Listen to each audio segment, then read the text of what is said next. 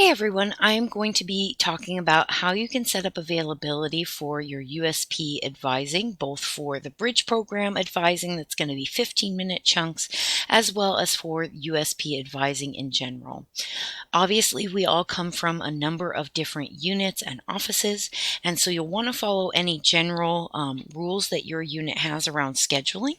I'm going to do following my unit's scheduling rules, and I'll explain what those are. So when you want to come into your home page, you go over to the third tab, the My Availability tab in the middle here, which is where I'm already at.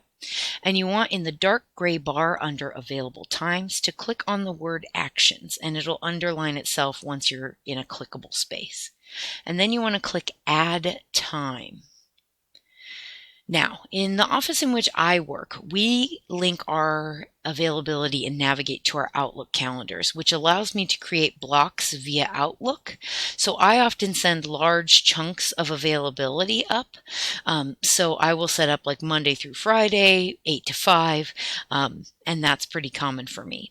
For the USP Bridge program, because there's a specific day and times that we want them to meet with us on that day with the agenda, I'm going to just select Thursday. And we have on the agenda 9 a.m. to 12 p.m. as the times that they can meet with us. For the duration, I typically recommend a range of dates, not the term, because it never includes before the term or after, like the break periods, and forever is a really long time unless you're sure that's accurate for you for a while. So a range of dates, and this one we're actually going to do just one specific date, which will be the 23rd of September. So that's going to be the day and the times and the day that we have this.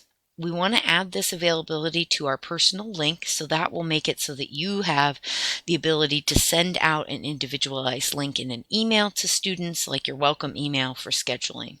And this will be an appointment type of availability. For the meeting type, you can select any of these three, 1, 2, or all three of them. I'll be available for all three types of appointments on the 23rd of September, so I'm going to select all three. If you're only available for 1 or 2, that's fine. The care unit piece is going to look different for some of you, for those who have just gotten tutoring and academic advice or academic center access. And so that's going to add a bunch of things to the menu you may not have seen before. But you can start typing and just type tutoring and then go tutoring and academic support.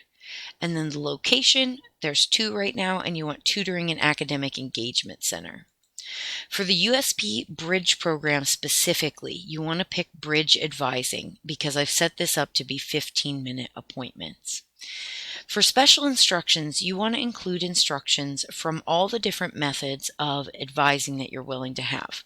Now, I have these instructions already copied and pasted, and I will include a version of this in our team so that you can edit as you like, or you can totally disregard them. So once you've picked all of that, you can hit the Save button. And I'm also going to show you the general USP advising that I've created. So I have created Monday, Tuesday, Wednesday, Thursday, and Friday, 8 a.m. to 5 p.m. And I extend the end date to about 2 weeks out every so often when I come in here. So I've just extended it to a couple weeks out to the 24th. But I started this availability on the 18th. Again, you want to do appointment advising. I have it 8 to 5 because, like I said, in my office, we use Outlook calendars to block. If your office is one where you do chunks of time, you can do that as well. I haven't yet added the in-person option to this because we aren't having students come in person just yet. So I will add that to this soon. Again, tutoring and academic support and the tutoring and academic engagement center. This time USP advising instead of the bridge option.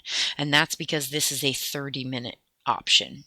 And right now I only have instructions for phone and Teams appointments because, like I said, we're not available for in-person appointments just yet in Oregon Hall. So I'm going to save that just because I opened it up as an introduction. So I hope that helps. If you need any support in creating this, or you just want somebody to be there while you do, you can always schedule a Teams appointment with me, and I'm happy to help. Take care.